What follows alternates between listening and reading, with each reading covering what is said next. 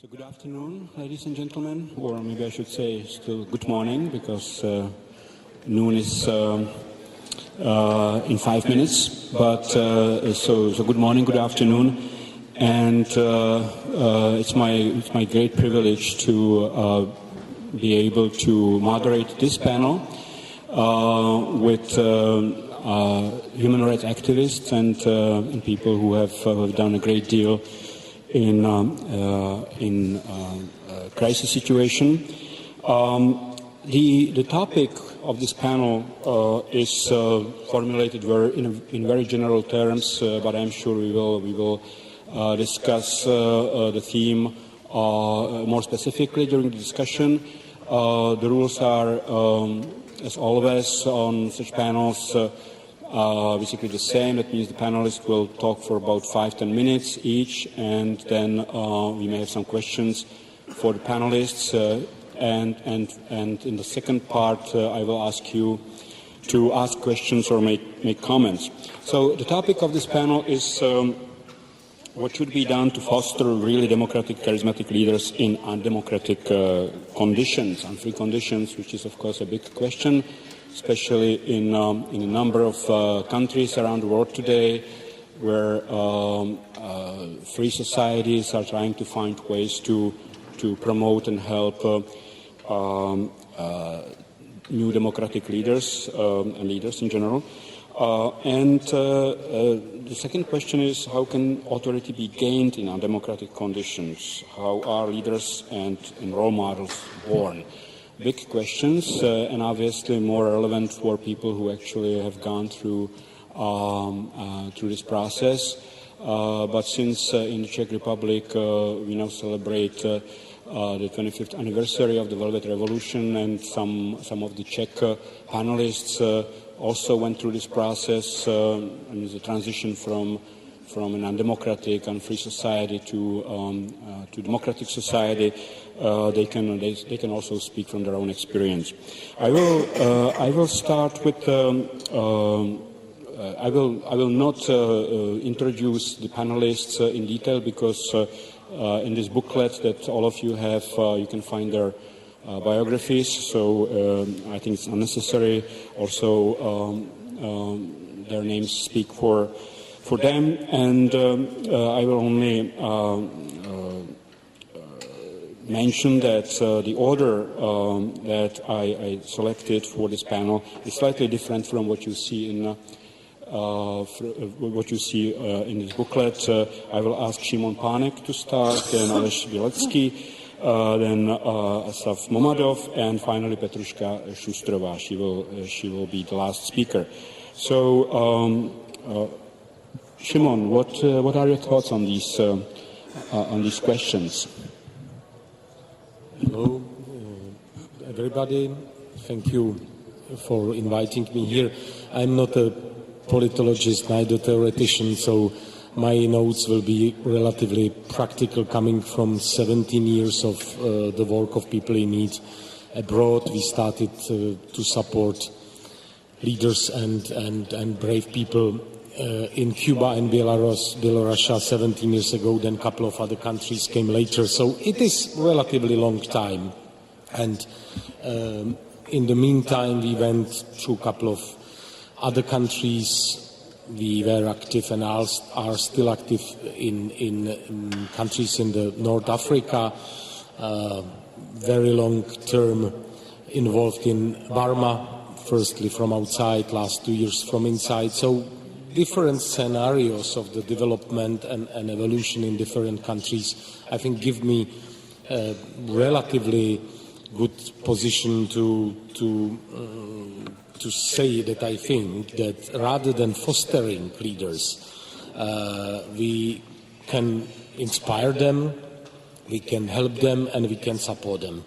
I don't think so that necessary genuine evolutionary processes which are happening in different societies could be much speeded up. And I even think that it's questionable that it's good to speed them up, because democracy is a very complicated thing, and as my friends from Asia say, this democracy looks very nice in the beginning, but it's really crazy. So it's a bit complicated, and we can see it even here in the Central Europe. We somehow cope with that, and depends how you sleep. If you sleep well, you have the feeling that we were successful. If you sleep not well, you see many problems around still. Not talking about the former Soviet Union and other places which are much worse than the Central Europe. From where the leaders which fight for freedom and usually have the direction towards the democracy or democratization, from where they are coming, I think they are coming simply from genuine will for freedom, which is easy to oppress, and plenty of dictators and authoritarian regimes do so, but you can't oppress everyone. You can't stop everyone from a free thinking. You can't stop the emotion and really, I think, genuine will for freedom, because freedom is something which is not culturally determined, and in every culture you see the people seeking some freedom sooner or later. So I think it's coming really from genuine will. Depends which country, how strong, how oppressive, how brutal is the regime, and according that you see if it's only about few 10 or few hundred of people or few thousand of people. These days we see tens of thousands of people in Hong Kong fighting for space, fighting for their freedoms, which are shrinking, being afraid that 10 years later might be late. So they go every night, every day, and it's fascinating that they don't want to give up. Then we have countries like Azerbaijan or other places where it's only few hundred of people or even less, because the regime is so tough on the human rights activists, freedom defenders and pro-democracy activists, that the people are basically choosing between their own life, the life of the family. They lost the privacy, they lost the careers. So it's sometimes very, very tough choices which these people are doing. It's interesting that the leaders around the globe are not calling only for freedom and democracy. They are often calling, especially in poor countries, for more simple things like at least a decent governance, less corrupted governance of the country, better social safety net, more openness on the side of political elites. And we as people in need work also a lot in a typical development, undeveloped countries, in a very poor countries in Africa and Asia. And it's interesting that authoritarian regimes don't care much about the poor people, because if you don't have free elections, you don't need to have votes. So you care about the elite, you care about, of course, the armored forces, about the police, maybe about the group of the businessmen, but the rest of the country, it's not of interest to you, because no one is really counting the votes during the elections.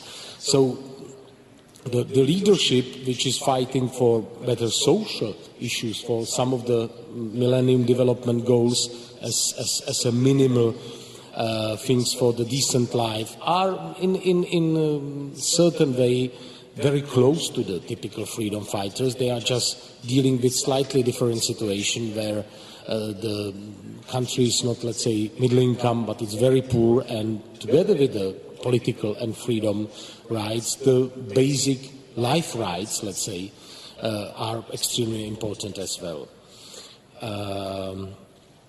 What we can do from abroad, we can probably inspire, and I think Václav Havel was and is still one of the great inspirators for the leaders in plenty of undemocratic countries or authoritarian countries. It's interesting that when I travel, we talk about Havel from Cuba through Africa, former Soviet Union up to Burma, and for many people he is a very strong inspiration. What we can do, and we do it, we can help the people to get better access to new films, new books, new information. So we basically smuggle the films, books, and laptops and other things to some of the countries. We help the people to get a free access to internet, which is also important. The things which you or me can do around the corner, but the regimes like Russian regime, the Azeri regime, the regime in Burma, not talking about North Korea and other countries, blocking for their own citizens. We can then help them with their skills and educations, trainings and informations, but in my opinion, it's about support. So one should talk with the people, ask them and support them. There is plenty of things, technical expertise, financial support, know-how, training for communication, other things. There is, of course, moral and political support. The leaders in the countries which are brave and they are struggling in a very difficult circumstances always say that it's very inspirational and very supportive if they learn that someone take care about them, that someone talk about them, that someone at least put their pictures on the seats if they can't travel. Political support on an advocacy level, on the international fora, is of course extremely important, and in my opinion very important is just personal support. We do more and more direct personal support to people who are under the pressure, which means psychosocial support.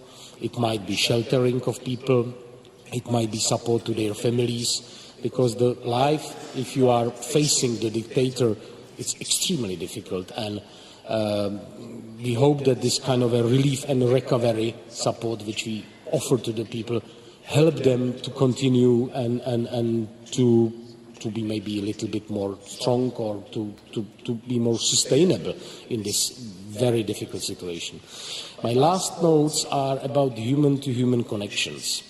I know that we are in an IT era, IT age, and it is very fashionable that informational technologies and internet technologies solve everything. I don't believe into that. I think that human-to-human connections are of the same importance as in the past. And as we can see, especially social nets, the Facebook and Twitter and others, are great in terms of mobilizing of the people, but very poor in terms of, so they are great in the time of cracking something down, because you mobilize the very big crowd of people easily, but very poor if you have to prepare the political program, structure the things, make some hierarchy, prepare the roadmap to really build something, to build society.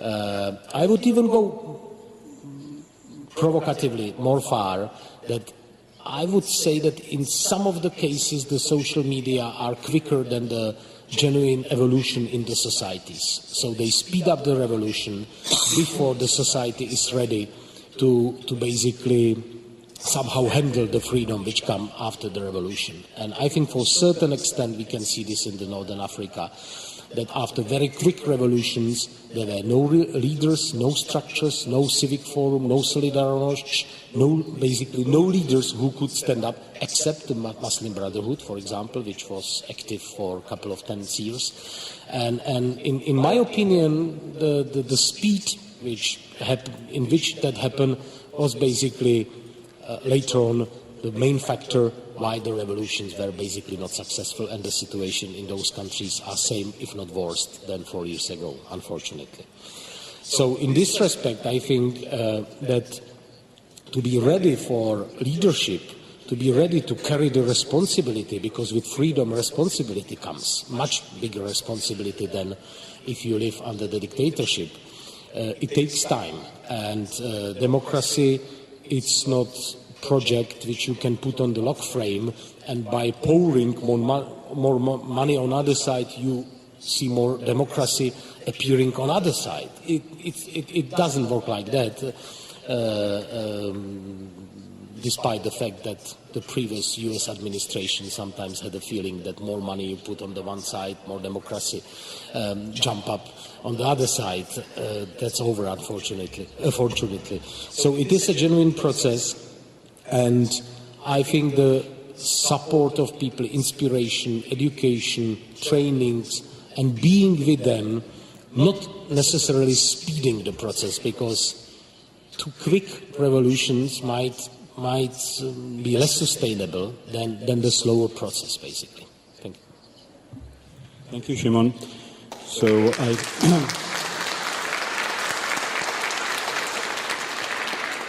I think it was very useful to hear Šimon at the beginning of this panel, because he has been active with people in need for many years in trying to resolve some of the questions that are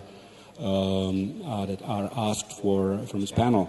But I think that we now can go to the other side, people who are trying to foster democracy and leadership, democratic leadership in countries which are still undemocratic.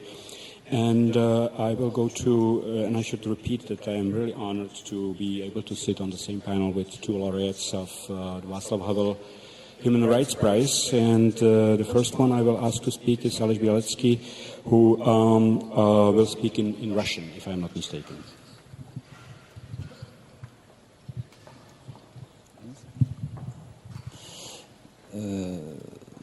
Я буду говорить по-русски, да. Will speak in Russian. Вопросы, которые поставили перед панелистами, они имеют, не имеют такого четкого ответа, я сказал бы. И они вызывают больше раздумий и каких-то вариаций, скажем, на эти вопросы. И даже я скажу, что большого оптимизма как бы вот в этих вопросах, в ответах на эти вопросы я лично не нахожу, потому что что можно сделать, что мы можем сделать, чтобы в недемократических режимах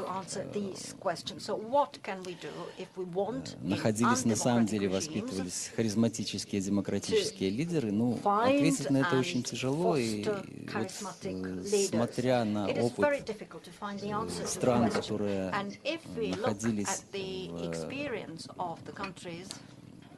в процессе преобразования последние 25 лет, я нахожу как-то больше каких-то негативных вот, или пессимистических ответов, чем положительных примеров.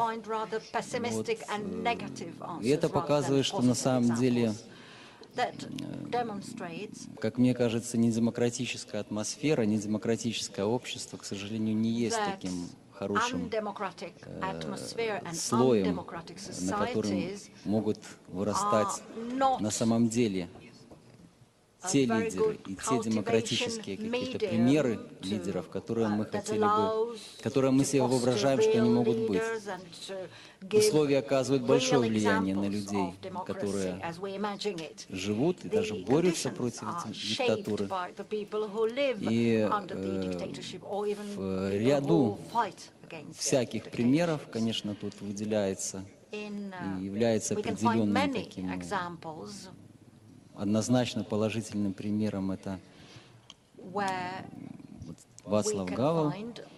9 лет назад мы встречались вот в этой аудитории с ним. Тогда было, Шимон тоже был, и это было вручение Homo homini, которое мне вручал Václav Havel. Это происходило вот на этом первом ряду. Но самое интересное произошло позже, когда мы пошли в одну из комнат после церемонии, и у нас был такой близкий разговор, который был небольшим, может, 20 минут. Мы выпили по 20 грамм фернета вот с ним, и мне как бы было интересно посмотреть, каким стал человек, который был 2 срока президентом.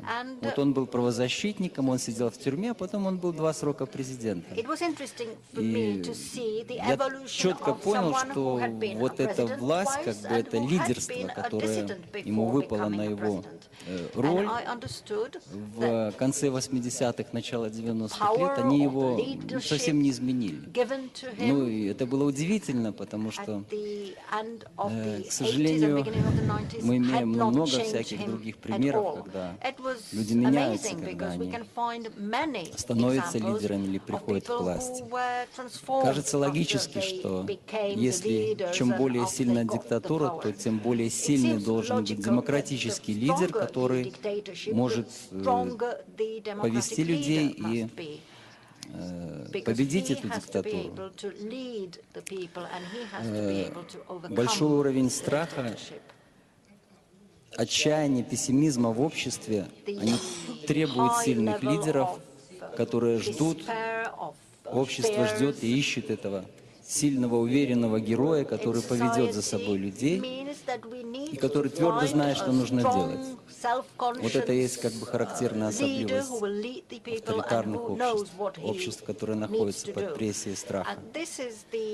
Но часто так бывает, что, как в той сказке, что когда у дракона отрубает одна голова, проходит время и опять вырастает на этом месте другая голова. И мы видим, как многие из лидеров, на которые люди возлагают большие надежды, которых поддерживают, ради которых идут на какие-то личные риски, но не меняются, и они не выдерживают этих испытаний властью и славой. И их сильные стороны превращаются в слабые, и они становятся глухие к критике, они совершают иногда трагические ошибки, и создаются ситуации катастрофы просто. И такие примеры на наших странах, которые переживали этот переход, начиная с конца 80-х лет, они есть, я их называть не буду. Мало было таких людей, как Гавел, которые могли как бы оценивать реально себя в потоке этих событий, которые происходят вокруг лидера, и которых он их иногда возглавляет, или всегда возглавляет. Буквально вчера я перечитал одно из эссе Václava Гавела, которое выбрал просто наугад. И он описывал ситуацию, когда он стал президентом. У него было всегда ощущение, что он сидит не на своем месте, вот какое-то долгое время. И он говорил, что он писал, что я всегда как бы жду, что ко мне придут в кабинет, возьмут меня за воротник и выбросят из кабинета, потому что я сижу не на своем месте. А еще ему снился такой, он как бы ощущал, что, а может быть, все это сон, и вдруг прозвучит этот голос «подъем», и я проснусь в камере и расскажу своим друзьям, какой мне приснился сон, что я был президентом. Вот это ощущение, чувство реальной оценки себя, чувство даже определенной какой-то недооценки себя, но оно является на самом деле как бы и слабым, и очень сильным местом лидера и выделяет, наверное, Гавела из других примеров и является оно определенным, для меня лично определенным каким-то примером.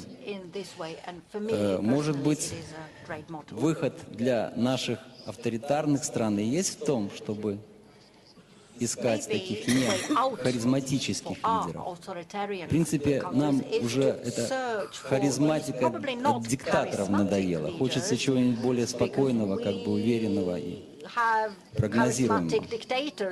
Но вообще, конечно, нужно стараться расширять рамки свободы, потому что действие любого лидера зависит ровно настолько, насколько общество вокруг разрешает ему делать те или другие поступки.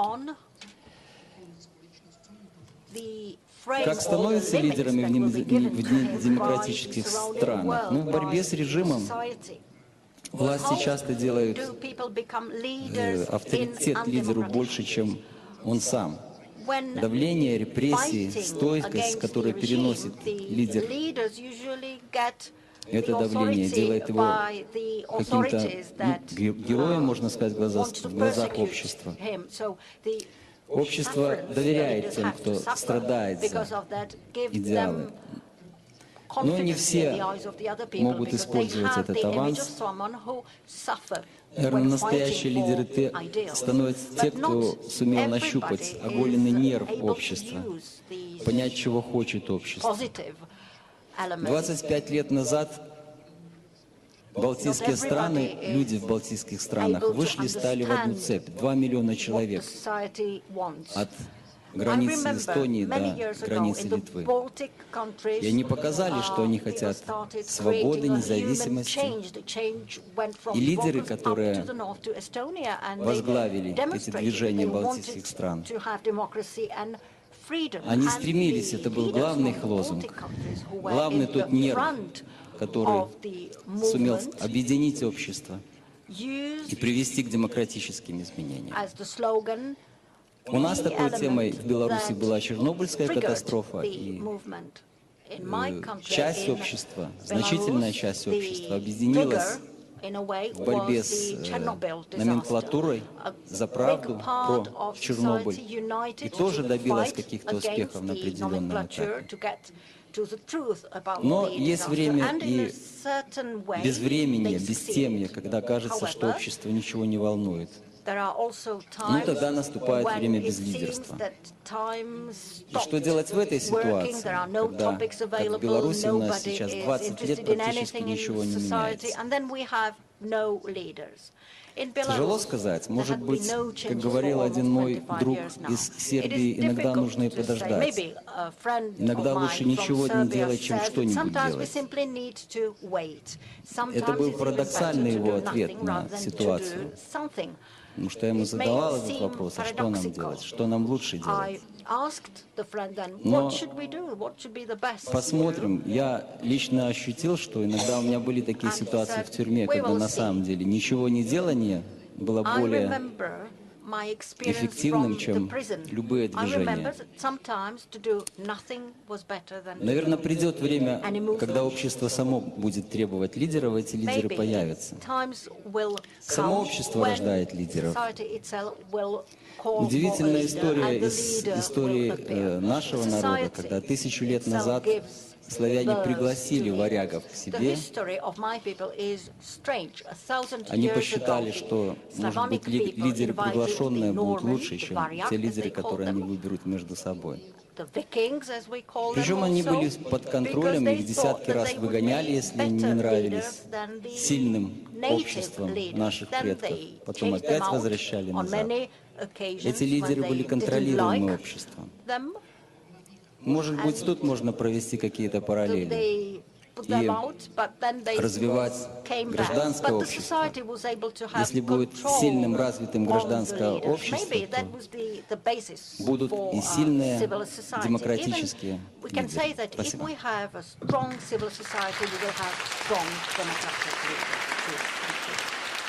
Thank you.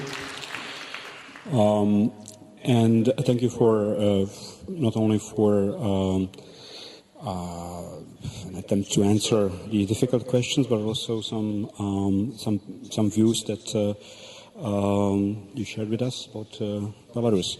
And now I would ask Asaf Mammadov, father of Anar Mammadli, who cannot be with us, to say a few words.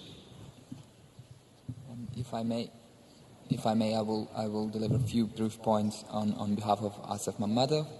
And being a leader in countries like Azerbaijan, in countries which struggle with the democratization movement, is not an easy task. And I think the fact that Anar Mammadli is in prison, and along with many others, proves that. But also, as mentioned before, leaders are important for many reasons. Firstly, because they are not just the persons, just representatives. They represent more than that. They are symbols of the democratization movement, both domestically and internationally.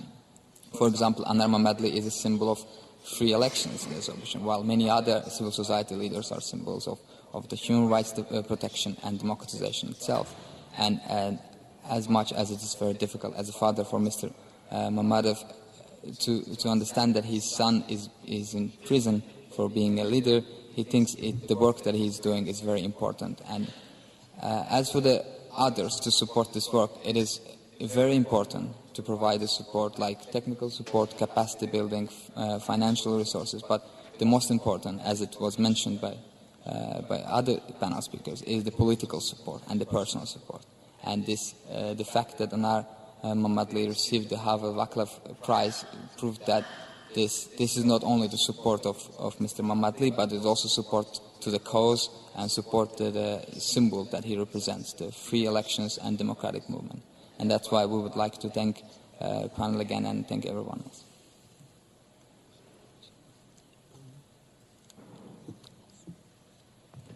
Thank you.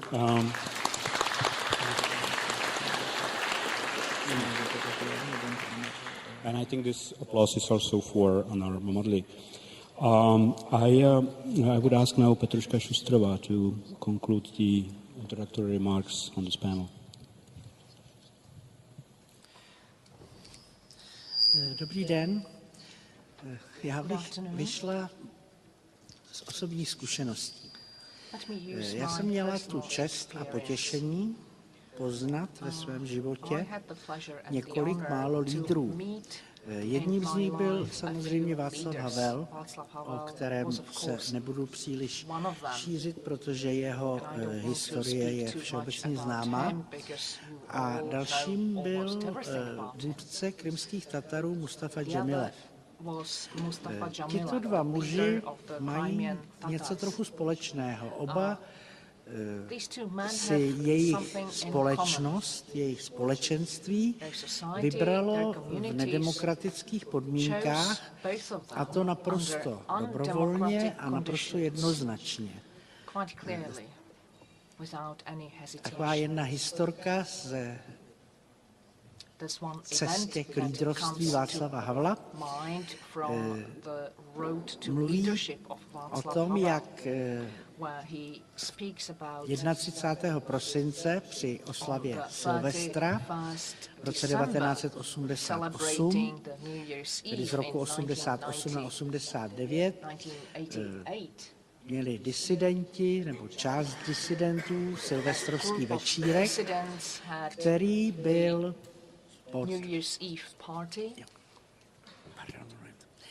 který byl nesen pod heslem monarchii pro všechny. Byla to taková reminiscence na vzniklé hnutí za občanskou svobodu, jehož heslem bylo demokracie pro všechny. Tohle byl ovšem silvestrovský večírek a protože jako obvykle tam byly živé obrazy, byl tam také král, který přijímal supliky podaných. Byl to král Vávra I., to je narážka na velmi slavného českého satirického básníka Karla Havlíčka Borovského. A potom na další, třeba Milan Uhde napsal také hru o králi, který se jmenoval podobně. A tento král, jak už řečeno, seděl na trůně, měl korunu a přijímal supliky podaných. Bylo tam, vidím, že tady není, tak to můžu říct, s jednou překrásnou suplikou na takovém pergamenu s pečetěmi vystoupil Václav Havel, který velkomožného krále Vávru pokorně žádal, aby mladší bratři byli postaveni na rovni starších bratří. Král mu to slíbil, jak to zařídí, nevím. A říkám to proto, že ta královská koruna, která sloužila v tomhletom improvizovaném divadle, postupem večera doplula nějakým způsobem na hlavu Václava Havla. Kancelář prezidenta republiky nikdy neuveřejnila fotografii, na které sedí ve velmi pozdních nočních hodinách, třeba ve 3 ráno, už na Nový rok. Václav Havel má na klíně svou ženu Olgu a na hlavě šikmotu korunu. Oba jsou vysloveně unavení, ne opilí, ale unavení, je pozdě v noci. A pro mě to byl takový symbol toho, jak Václav Havel, který se nikdy nedral do popředí, jak si mezi lidmi ráznějšími, mezi lidmi, dejme tomu agresivnějšími, mezi lidmi ctižádostivějšími, protože v těch stovkách disidentů, kteří se navzájem znali. Opravdu byli nejrůznější lidé, ale jak postupně během několika let ten Václav Havel vyvzlínal nahoru a byl jednoznačným lídrem, ačkoliv podle takové představy obecné vlastně ty vůdcovské schopnosti neměl, ale možná ty vůdcovské schopnosti jsou trochu jiné, než se na první pohled zdá. V tom má něco společného s Mustafou Džemilevem, kterého jeho společenství krymských Tatarů ve svých neformálních volbách rovněž zvolilo a který byl a je nespochybnitelným lídrem toho společenství. Dnes tedy Václav Havel je mrtev, Mustafa Džemilev na Krym domů nesmí. On se stal předsedou Džemilev toho krymsko-tatarského parlamentu. To je taková paralelní struktura zvláštní, která existuje mimo státní struktury a existuje jaksi dobrovolnou kázní svých členů. Ani Mustafa Džemilev nevypadá na první pohled jako ten rázný lídr, který vede, nevím, kozáky do boje třeba. Je to drobný člověk, vlídný, s porozuměním pro jiné, trpělivý, se smyslem pro humor. Takže zase ne takový lídr, jakého bychom si podle nějakých hloupých čítanek mohli představovat.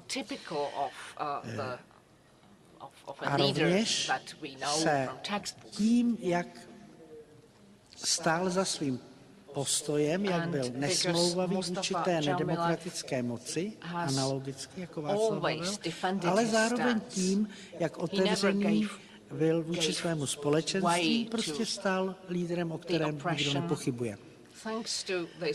Další dva lídry jsem měla příležitost poznat v absurdně Azerbajdžánu. To byl Abulfaz Elčibej, který už je dávno mrtev, a Isa Gambar, který je, nemýlím-li se dosud, vůdce opoziční politické strany.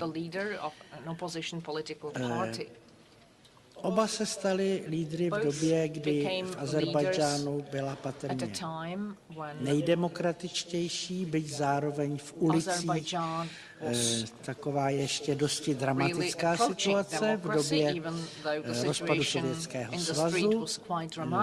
Elčibej byl prezident, Gambar premiér a oba je další události smetly. Je třeba říci, že v jejich době bylo těžko myslitelné, aby ve vazbě někdo zmlátil opoziční politickou aktivistku, aby byl někdo za monitorování voleb poslán na 5,5 roku do vězení, aby byli v Azerbajdžánu političtí vězni, u kterých se nemusí zkoumat, z jakého zástupného důvodu byli zavřeni, ale prostě političtí vězni.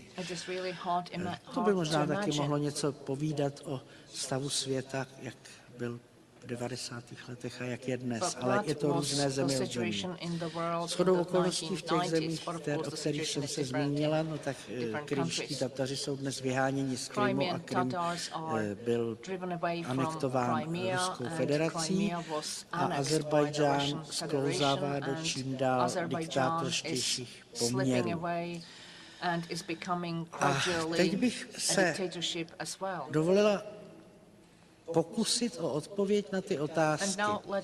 Tak tedy v nesvobodné společnosti, pokud to není společnost nebo pokud to není režim tak drsný jako severokorejský, pokud je to společnost nedemokratická a občas represivní, ale represivní v míře, kterou by třeba ruská básníčka Anna Achmatovová označila za ještě vegetariánskou, tak myslím, že je potřeba podporovat všechny druhy občanských spolků, sdružení a, jak říká naše kamarádka Irena Lasota, zasíťovat tu společnost, za ně tvorkovat, udělat všechno a je to jedno, jestli ti lidé budují cyklostezky, chrání krajinu nebo mají filmové kluby, šachové kroužky, to je úplně jedno.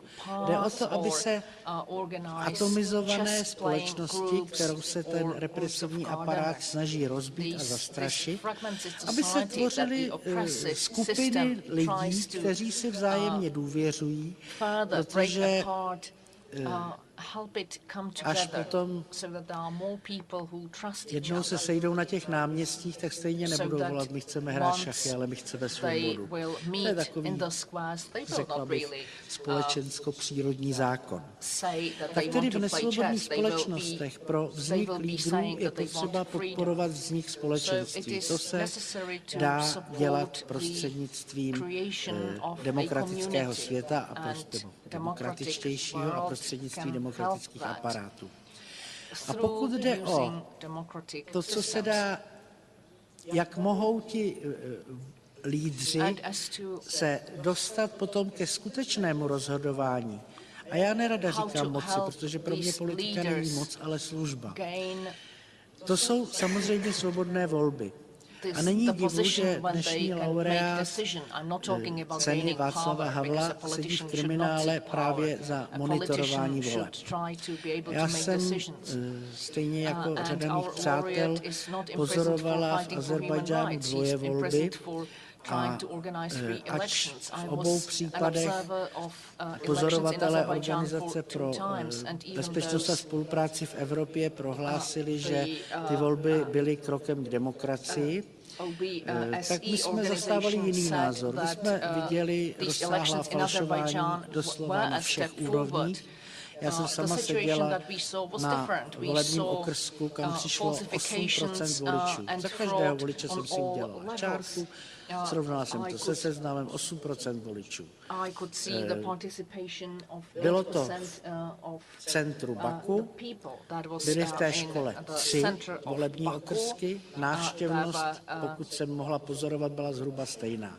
Když jsem tedy se dověděla druhý den, že celková účast ve volbách byla 52%, opravdu neexistuje nic na světě, co by mě o tom přesvědčilo. A viděli jsme falšování na všech těch úrovních voleb. A já si myslím, že způsob, jakým se mohou ti lídři nebo ti přirození vůdci, které si vyplodí sama společnost, kteří, jak říkám, vyvzlínají, na jejíž hlavu dopluje ta pomyslná papírová, papundeklová koruna, jakým mohou se dostat k té odpovědnosti a účastnit se na rozhodování země, jsou právě demokratické volby. Ne fasáda voleb, jakou jsem viděla v tom Azerbajdžánu víckrát než jednou a na různých místech, ale skutečné volby, pro jejich pozorování mimochodem OBSE má skvělý aparát v tom dlouhodobém smyslu, ale v tom pozorování u volebního dne myslím, že to nedělá úplně nejlépe, ale to je druhá pohádka. A tady si myslím, že můžeme my, vnější svět, my, západní svět, opravdu přispět, protože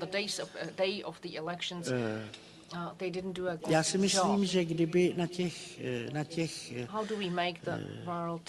recepcích s kaviárem, kde azerbajdžánští diplomaté tak přesvědčivě mluví o chaosu, který v jejich zemi byl, dokud nenastoupil prezident Alijev, teď myslím otce dnešního prezidenta Alijeva, tam je to taky takové trochu dynastické.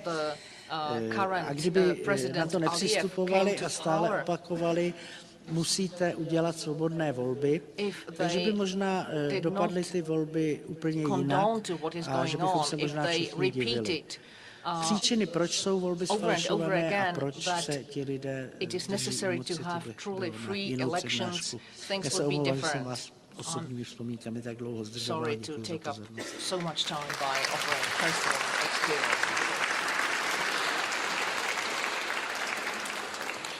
So thank you. And maybe I would say a few things about leadership, maybe Václav Havel's leadership, which I experienced. I think that Václav Havel was a natural leader for one particular reason that you don't often see in a lot of newborn democratic politicians in emerging democracies, but also sometimes in established democracies, and that is that he was really a great listener. It sounds like a trivial thing, but Václav Havel really knew how to listen to people, and then he was able to synthesize what people were telling him. And I was many times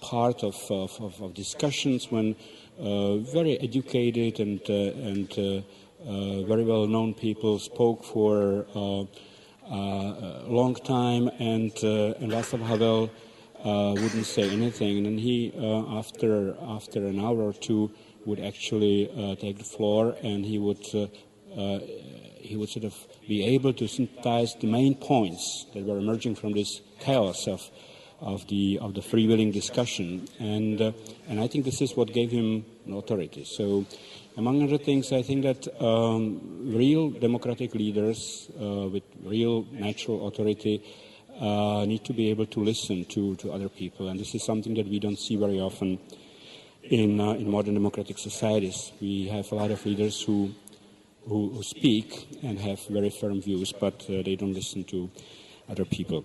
Then there was another point that Petruška made, and that I would like to actually expand on and ask the panelists to say a few words about it, and that is what the Western societies can do for undemocratic countries, or in other words, are we doing enough? Petruška mentioned that perhaps Western diplomats and other people should press diplomats from these undemocratic countries more to about free elections and so on. But is there something else that especially our participants from Belarus and Azerbaijan can elaborate on that we could do and that we are not doing? So I will start with Mr. BIALIATSKI.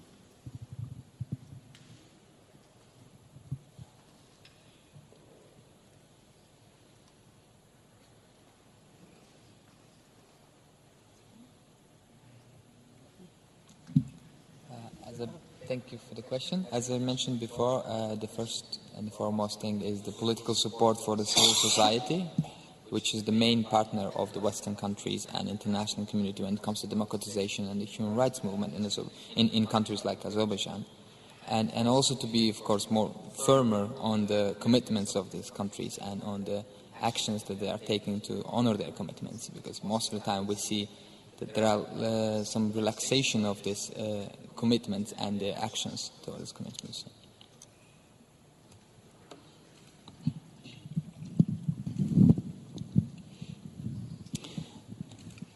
Можно провести очень четкие параллели и понятные, ясные параллели между ситуацией в Азербайджане и Беларуси.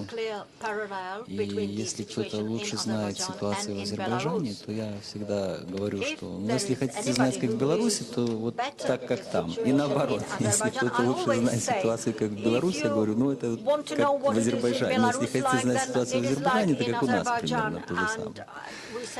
Вот, и как бы происхождение этой болезни, оно одинаково, но понятно, и желание авторитарных лидеров в наших странах удержать власть любым способом тоже понятно, потому что, в принципе, на этом держалась власть и в Советском Союзе.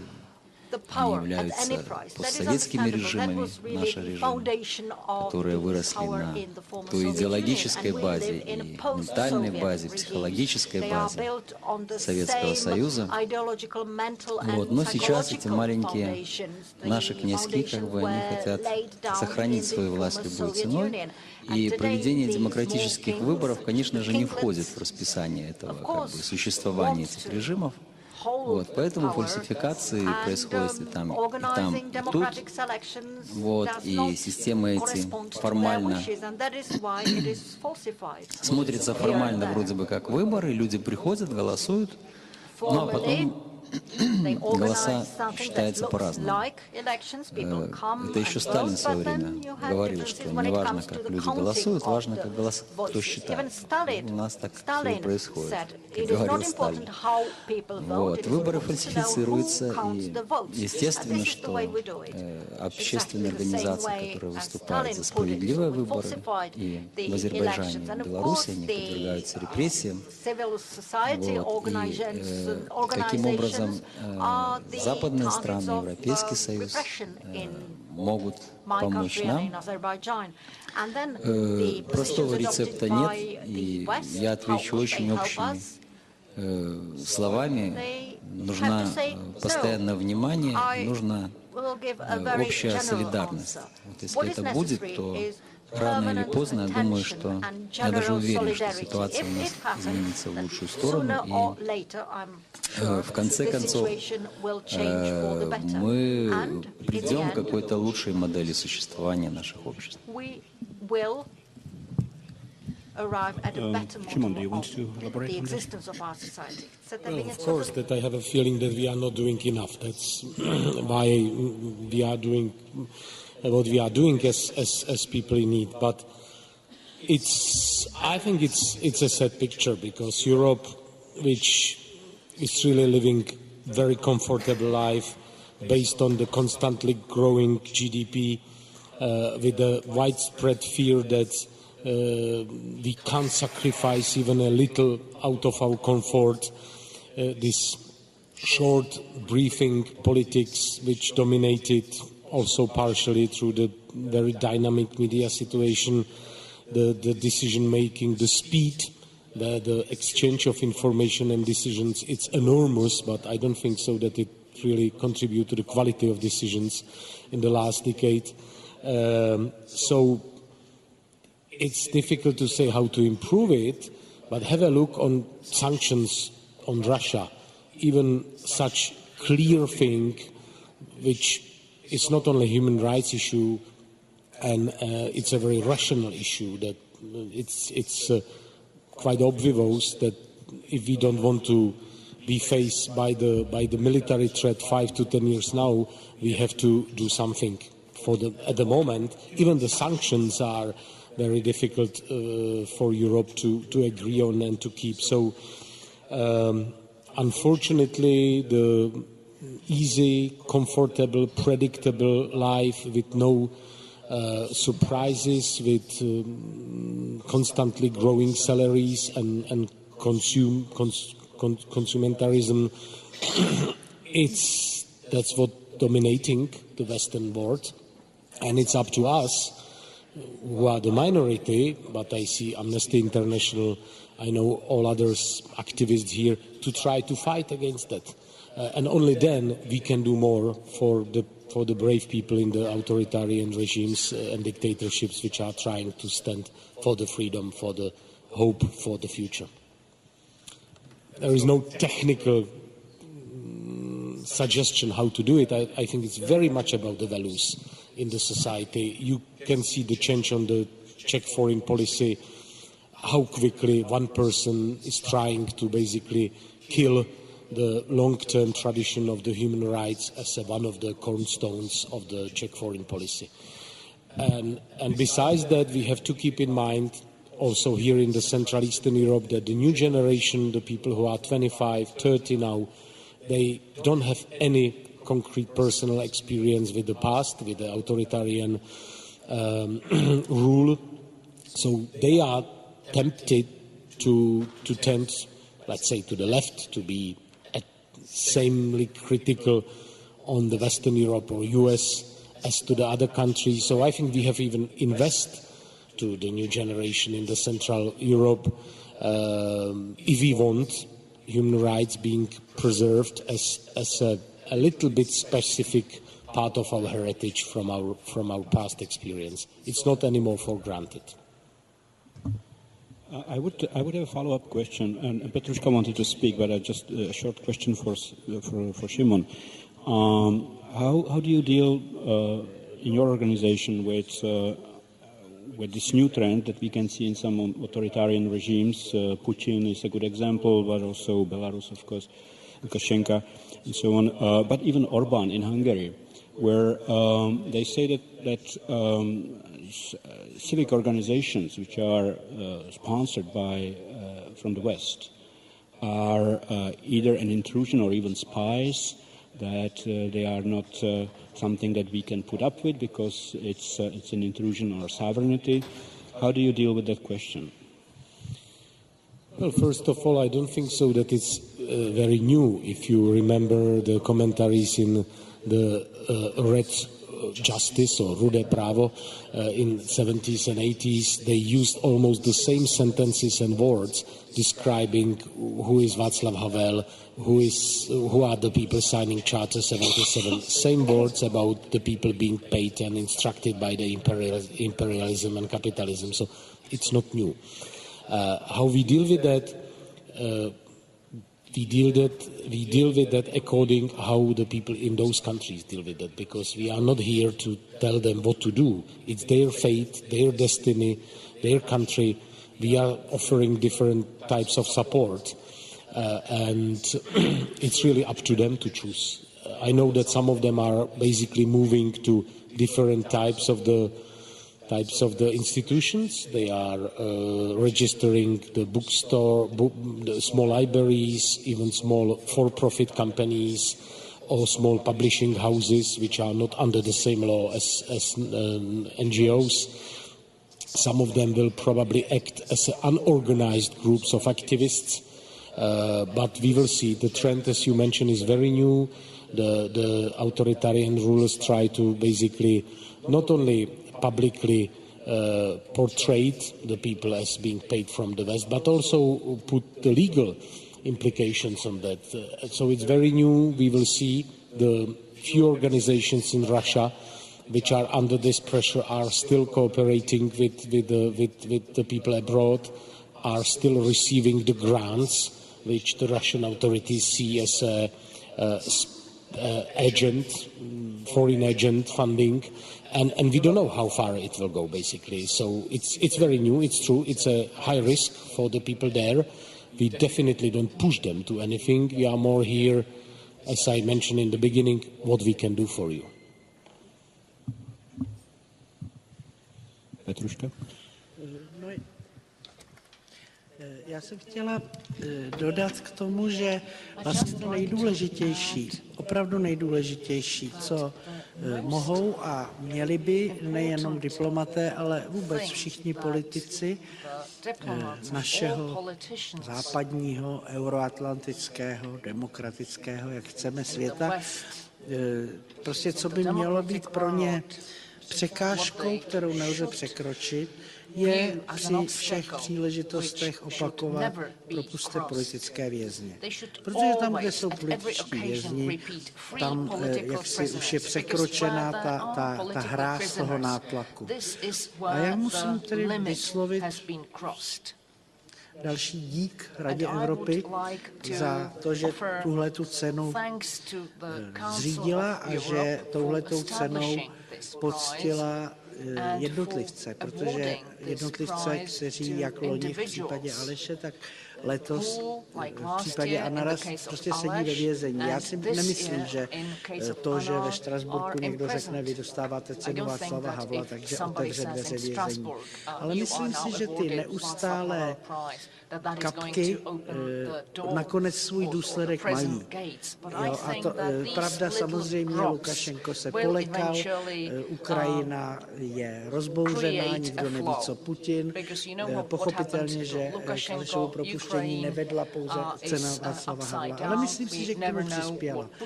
Stejně si myslím, že k ochraně pomáhá cena homo homini, kterou udílí člověk v tísni. Myslím si, že v podstatě každé veřejné upozornění na člověka, který sedí ve vězení z politických důvodů, tomu člověku pomáhá. Obávám se, že v režimu tak tvrdém, jako je Severní Korea, to příliš neplatí, ale přece jen ve většině těch nedemokratických režimů, řekla bych na našem euroamerickém dvorku, drží vězně, které ještě lze pojmenovat. Nejsou jich statisíce, není jich tolik, že už to množství se ztrácí. Takže to si myslím, že je něco, co by se mělo politikům pořád připomínat, protože v prostředí, kde není ta bezprostřední hrozba vězení, se to síťování lidí, o kterém jsem mluvila, provádí intenzivněji, ten strach není tak silný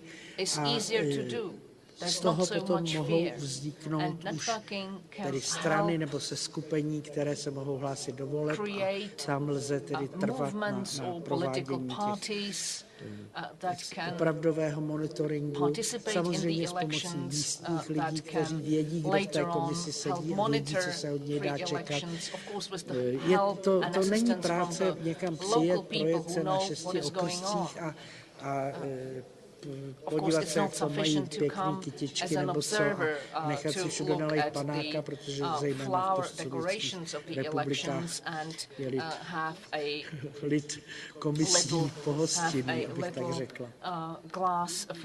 Takže to si myslím, že jsou dvě úhlavní věci. A co se týče zahraniční podpory, no pochopitelně, že peníze ze zahraničí vždycky pomohou. Ale zase, přece ten, kdo ty peníze poskytuje, podobně jak to dělá člověk, vlastně dělají to i jiné instituce, musí taky znát ten terén, aby věděl, zda je nedává podvodníkovi do ruky. Zda je nedává instituci, která pod záminkou já nevím čeho tiše podporuje nedemokratickou moc. Nejde o to, jak už jsem říkala, nejde o to, aby ti lidé měli to správné politické zaměření.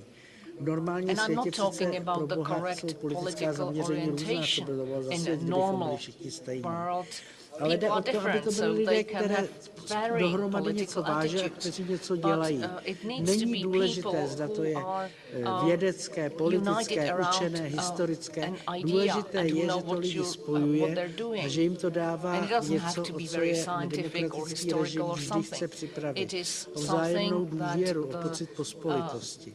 That helps to connect the people, like common trust. I would second what Petruška said, just by reminding this audience that in the 70s and the 80s, of course, Charter 77 was a great irritation to the communist regime, but with time, I think it was the Committee for Unjustly Prosecuted, výbor pro obranu nespravedlivě stíhaných, which was really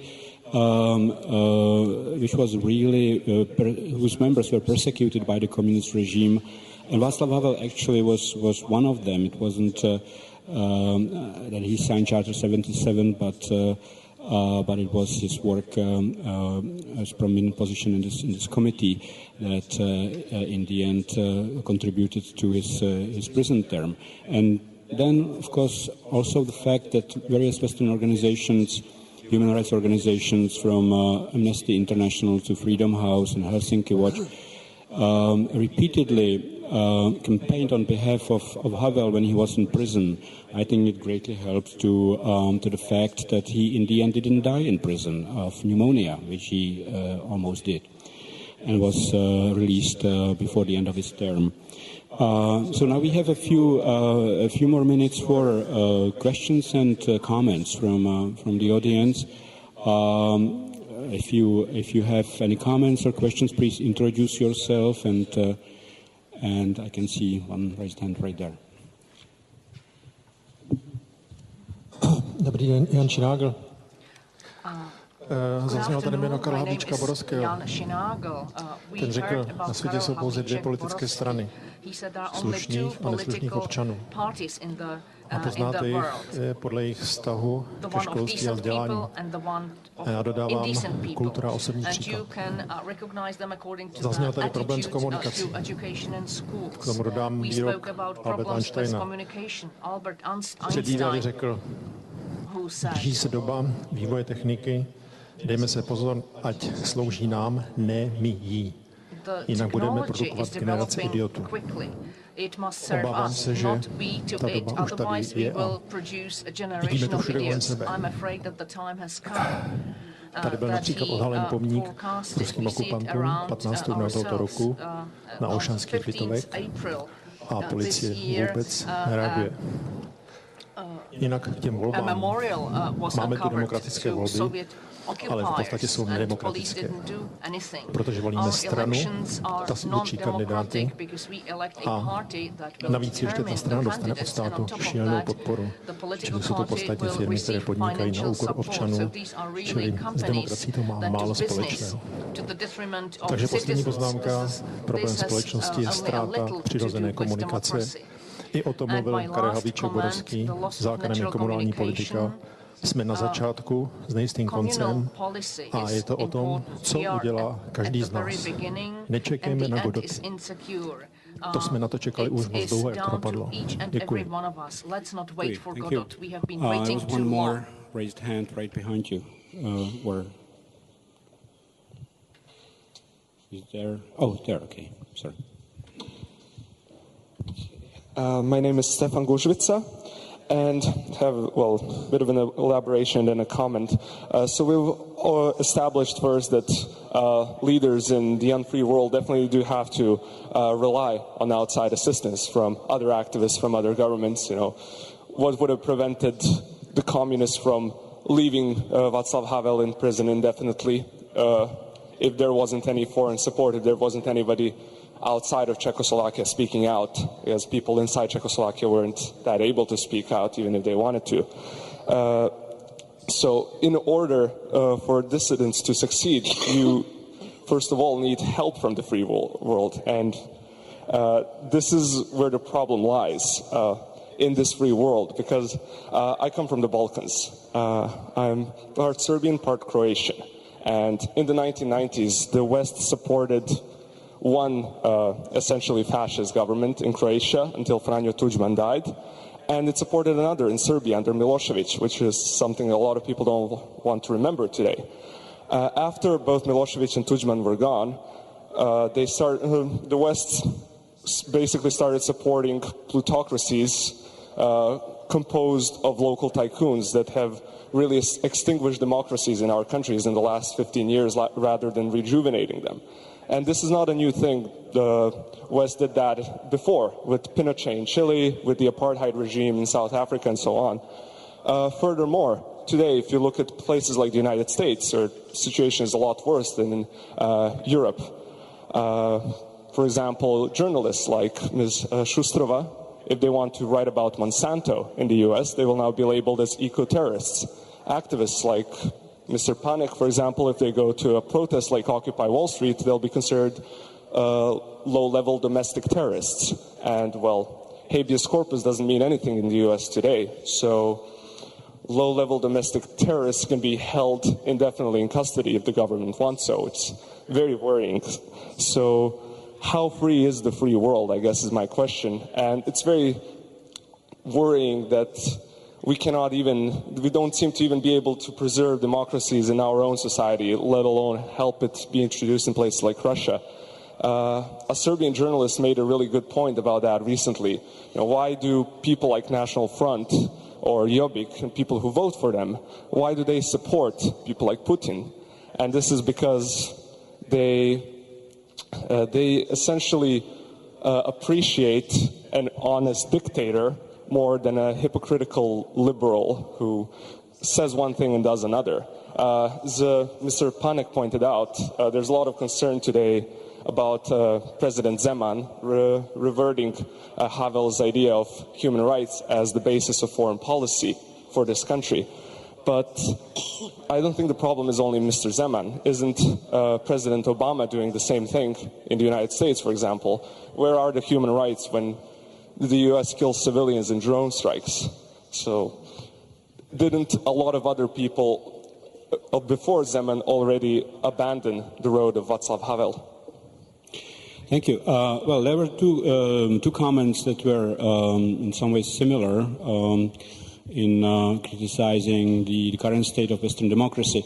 I'm not entirely sure that this is the topic of our panel, and we could have an entirely different conference or discussion about the state of democracy in the West. I would only argue in defense of Western democracy that, and our democracy, that of course it is not perfect and there are a lot of problems, yet I wouldn't call it undemocratic or a failure of democracy, especially in front of our guests from Belarus and Azerbaijan. I think that these people would probably very much appreciate if they had the state of freedom that you criticize so vehemently in their countries, and would be so happy to have that kind of freedom. For example, a conference like this in Belarus or Azerbaijan, which of course is not possible there. So it's always the degree of let's say failure that we have to. And of course, there is a tendency to be very critical towards our own civilization, and we now have a lot of people who basically love to criticize the West for all kinds of things, and not realizing that they can, already the fact that they can do it is a form of freedom. I've seen people in China who criticize the state of Chinese society, basically going to prison or being persecuted. So there is something to be said about the state of democracy in the West, also in positive terms. I will ask our panelists whether they want to react to these two comments or not. Well, I agree that the democracies in Western countries also have some shortcomings, and you should always fight for improving them. But what is important that we should not use those shortcomings in order to forget the countries like Belarus, Azerbaijan, North Korea, and in order to use that argument against democratization movement in those countries, justifying the dictatorships. Thank you. Any more questions or comments, please?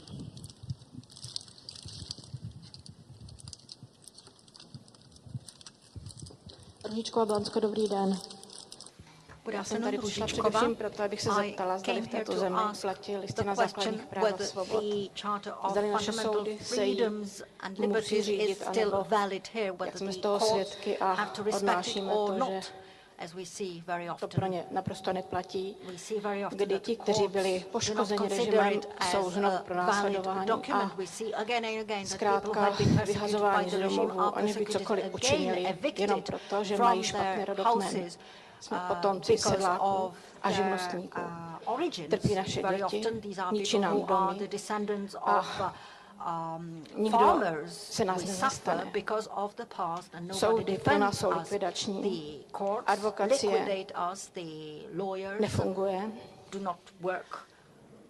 A když o nás před rokem, v roce 2004 napsali Lidové noviny, že platíme městu za to, že nám ničí dům, nikdo se neozval. Když přišla natáčet paní Lorencová do Banska, byla po 3 kauzách odejita a řekla nám, že nám vrátili 50. léta. Já se ptám, kdy přijdou a budou platit lidská práva, kdy mě budou chránit rodiny, můj majetek, zdraví. My human rights will be respected, when my property will be respected, when my family will be protected. Is it still possible? Because we have been fighting for more than 20 years, we suffer enormously, we are under psychological terror. Nějakým ostrovem v této republice, kde ty zákony neplatí, nevím. Děkuji vám. Thank you very much for this comment.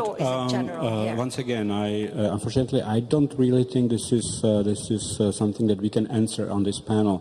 We have guests from 2 countries where human rights and democracy really do not mean anything. And one of them is represented here by his family only because he is in prison. So I would like to maybe leave this question to another panel or another conference because that concerns the situation in the Czech Republic, and I don't think we have met here to discuss that.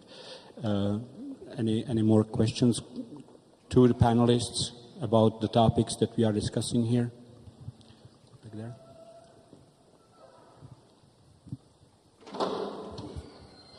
Hello, my name is Michal, and I have a question about raising the spotlight and attention to human rights violation in countries such as Belarus and Azerbaijan.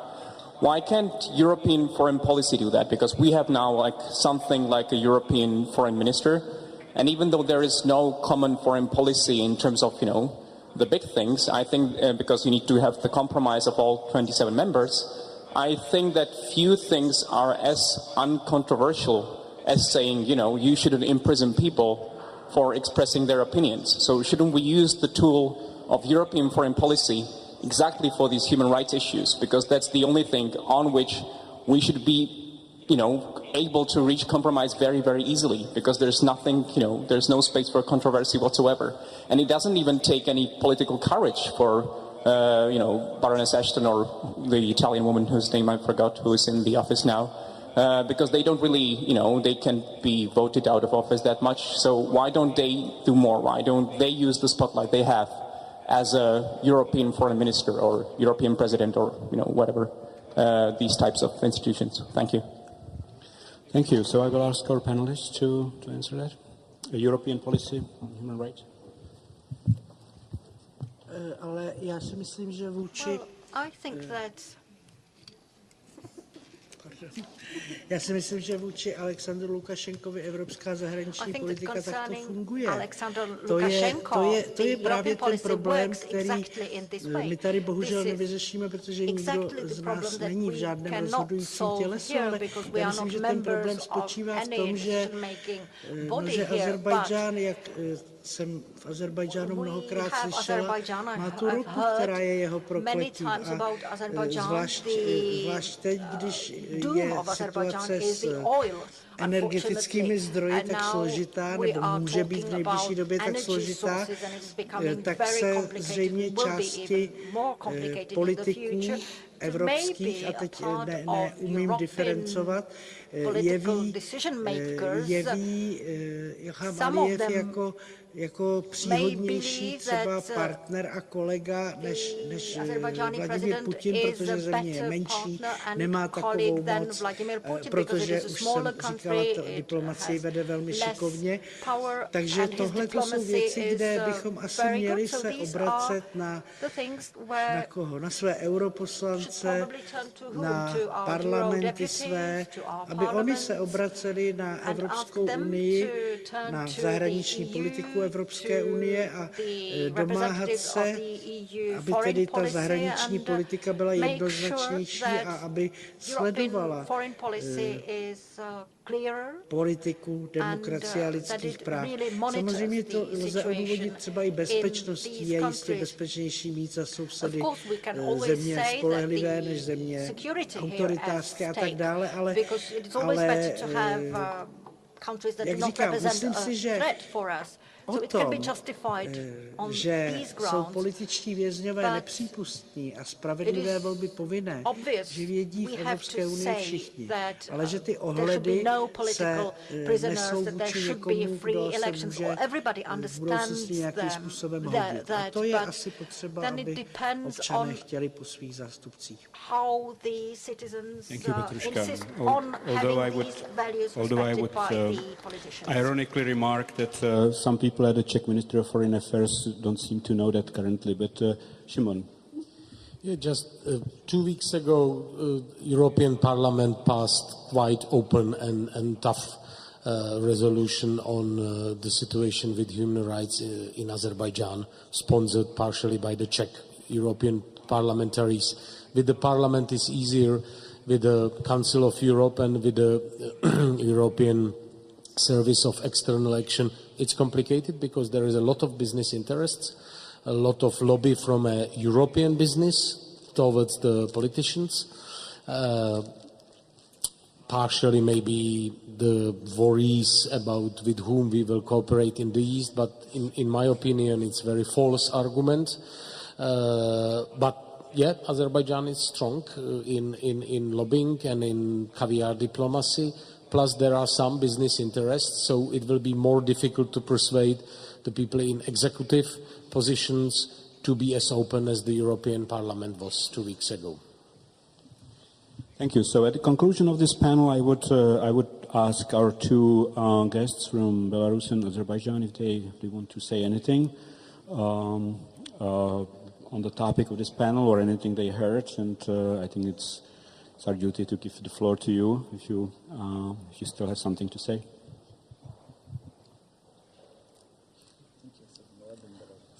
On the last point,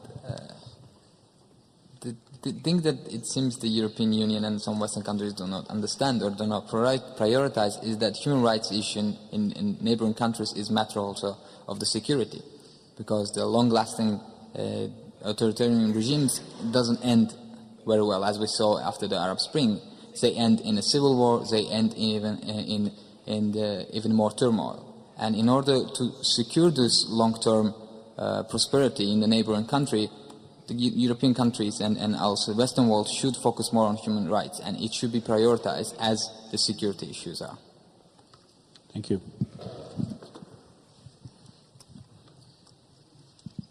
Ну, для нас, естественно, важна постоянная помощь и внимание со стороны Европейского Союза к ситуации с правами человека и демократией в наших странах, в частности в Беларуси.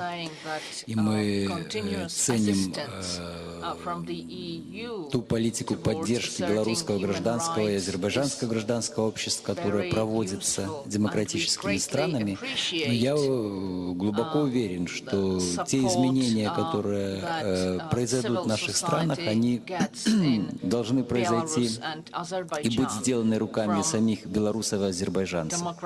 Поэтому мы живем в своих странах, мы работаем с нашими людьми, и вот эта наша неустанная работа и будет, наверное, залогом этих изменений.